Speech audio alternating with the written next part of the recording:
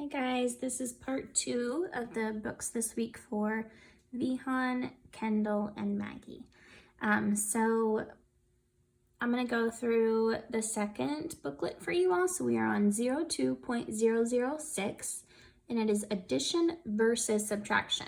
Okay, so in the book that we just did, the first one, we were working on addition the whole time. That makes it a little easier because your brain just gets focused on addition and that's all you have to remember, okay? So the difference here is that we've got to kind of look and pay attention to what we're doing and reading and making sure we're reading the signs correctly and going slow so that we can figure out if we need to be adding two things together or taking something away, okay? And sometimes throughout this book, it'll be just written out as the numbers, but we're also going to get into where it's written like a story, kind of like we did with our bar modeling. So we're going to have to kind of take it slow, make sure we read things correctly so that we can get them done, okay? So we're going to skip. So let's just look at number 1 because it's an example. I like for us to read the examples, okay? So if we look at the picture, form 2 addition sentences and 2 subtraction sentences. So here's your picture. My first step is always going to be to count my 2 groups so I know what numbers I'm dealing with, okay? I see a group of 10 and I see a group of 3. So I know that I'm dealing with these 3 numbers, 10 and 3, okay? If we were to put those in a number bond, which I have over here that can help us with our fact families. So we have 10 and 3. If we add 10 and 3 together, what are we going to get? 13. That's correct. Okay? So now we can make our fact family and we can check it with our booklet, okay? So what's the first problem, addition problem, I can write down using all 3 of these numbers. I would do 10 plus 3 equals 13, okay? So remember, you've always got your whole, part 1 and part 2, all right?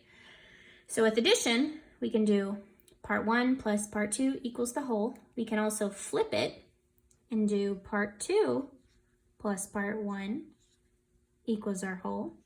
Now when we do subtraction, we've got to switch things up a little bit, okay? Because we're going to start with the whole. So I'm going to start with 13. Let's do the whole minus part 1 first. 13 minus 10. What would that leave me with? 3, that's correct, okay? Then we can start with our whole again, but this time we can subtract part 2, and we are left with part 1. Okay, so now we can go back to our booklet and say, were we correct? 10 plus 3 is 13. 3 plus 10 is 13. 13 minus 3 equals 10. 13 minus 10 equals 3. So it looks good to me. Okay, so let's go ahead and open up to number 2 on page 2. So we're going to do this together. Look at the picture, form 2 addition sentences and 2 subtraction sentences. So like we said before, first step is to count them up, okay? I see groups of 5 here. We can even make those into groups of 10 if we want. So we could do 10, 20. So we're dealing with 20 and 8. Okay, so now I like to go back to my part whole over here just because it's a little bit easier for me to look at, okay? So I know that one of my parts is 20. One of my parts is 8. If we were to add all of those together, we would come up with 28, okay? So we've got our whole part 1 and part 2, right? So starting with addition, let's do 20 and 8 would give me 28. We can flip those numbers around. 8 and 20 is 28. Now to go with subtraction, remember we have to start with our whole instead of one of our parts. So 28 minus 20 equals 8. Then we can do 28 minus 8 equals 20, okay?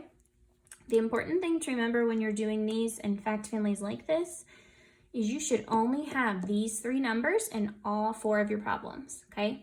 When you have a number bond, you can write an entire fact family using only those three numbers, 2 addition and 2 subtraction, okay? So make sure you're only making your fact family about the picture, all right? Now, as you go through these are pretty simple, so we're not gonna spend too much time on these, but just make sure that you are paying attention to the symbol because they're mixed, okay? We've got addition, addition, subtraction, subtraction. So it's not like all addition, all subtraction. Just make sure you pay attention to that. Again, and a lot of these are written in a fact family. So if it helps you to see it that way, go ahead and write it like that. Like if I was looking at this one, I see the numbers 30, 20, and 50, okay? 50 could be my whole. 20 and 30 are my parts, okay? And that would help me solving these problems. 20 plus 30, 50. 30 plus 20, 50, okay? So you do it whatever helps you the most. Now, we have some more number bonds over here. This side is addition, so when you're doing these, you're just gonna add part 1 and part 2 to get your whole. Part 1 and part 2 are already in there for you.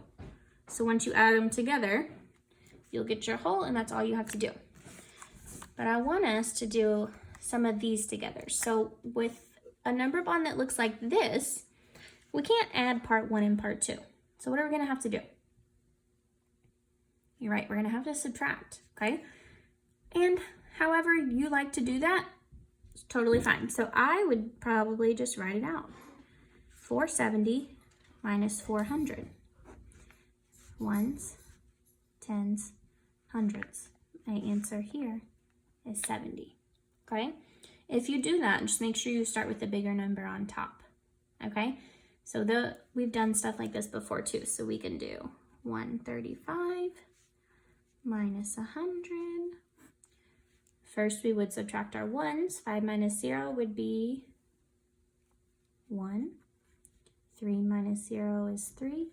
Subtract our hundreds, we would be left with 35, okay? Now, how could we check that? If we want to know if our subtraction is correct, what can we do? That's right, we can add our parts together. So I got 70 for this answer, right? So to see if that's correct, all I need to do is add 470, and I should get my whole, okay? Remember that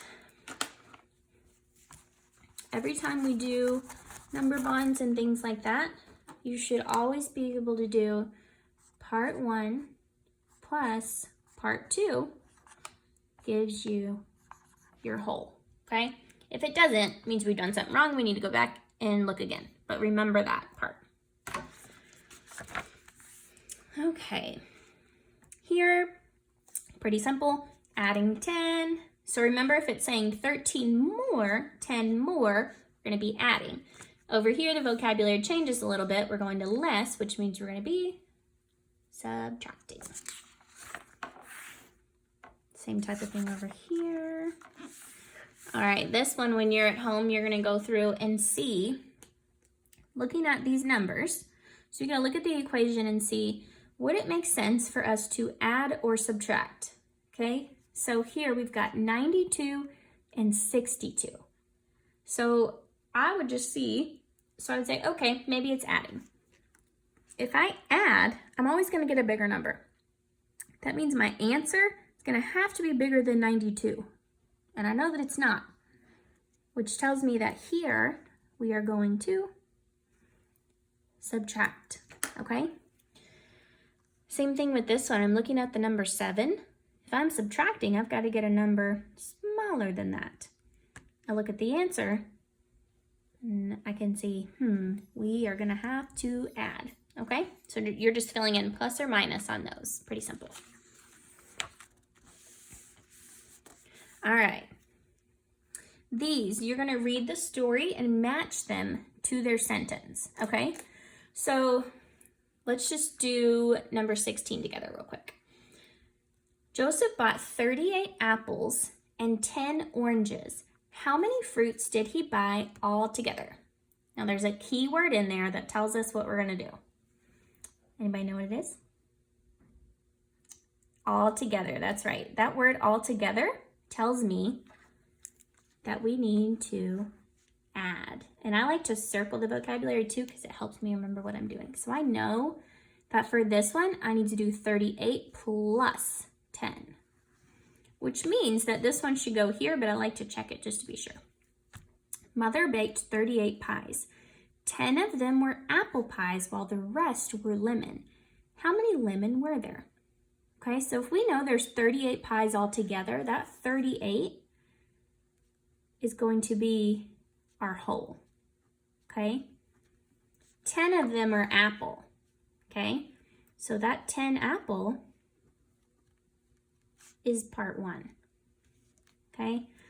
Lemon is part 2.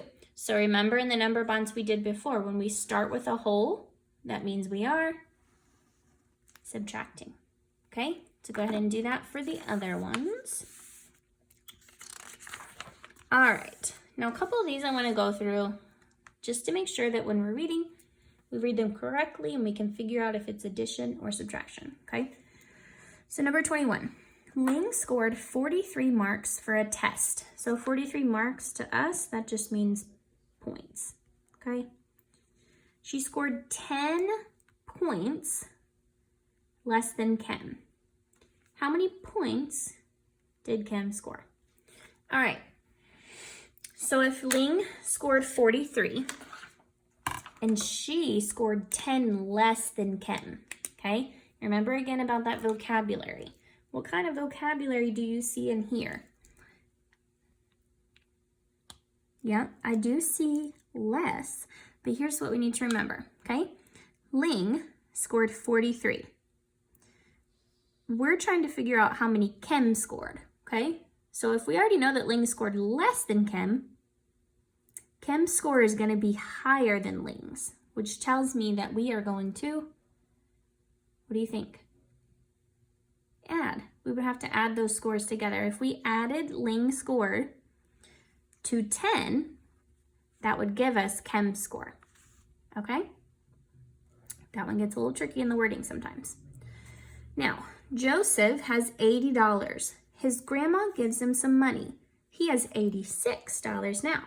How much did his grandma give him? Okay, so if he's starting with 80, his grandma gives him some money. I don't know how much, but I know that in the end, he had $86.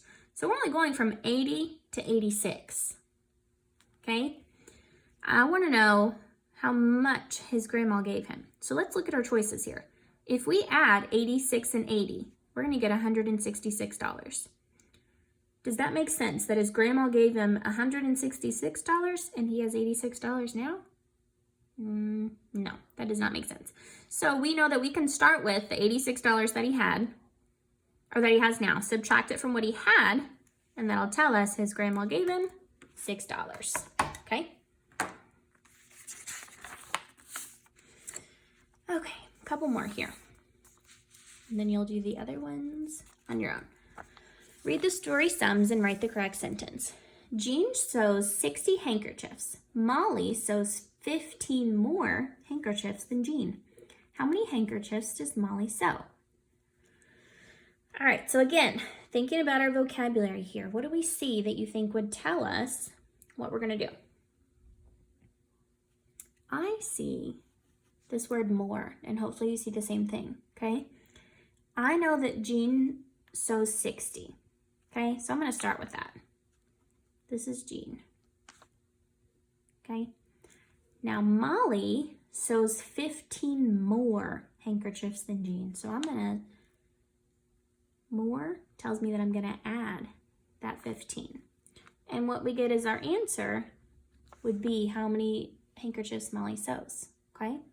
So all we got to do for this, think about if we had this written up and down. Start with your ones. 5 and 0 is 5. Move on to the 10. 6 and 1 is 7.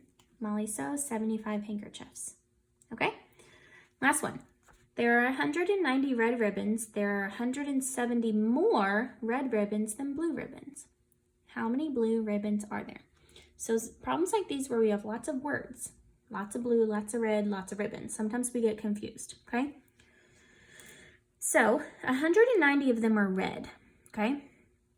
Now there are 170 more red ribbons than blue ones. I'm trying to figure out how many blue ones there are, okay? So 190 red. Now there are 170 more of those red than there are blue. So what do you all think we would do here? Add or subtract?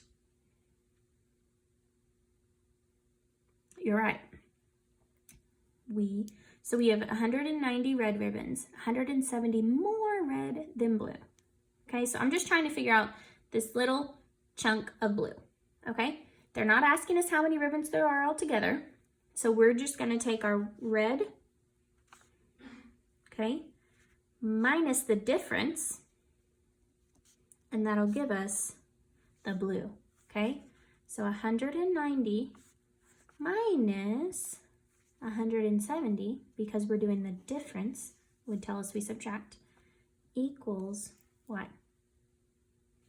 Subtract your ones, 0. Subtract your tens, 9 and 7. 2. Subtract your hundreds, 1 and 1, 0. So there are 20 blue ribbons. Okay? That's about it for this book. Okay? We went over the main problems. The problems that you'll have left are ones that are pretty much the same. So you all should be okay with the rest of that, and I will see you in just a minute for part 3.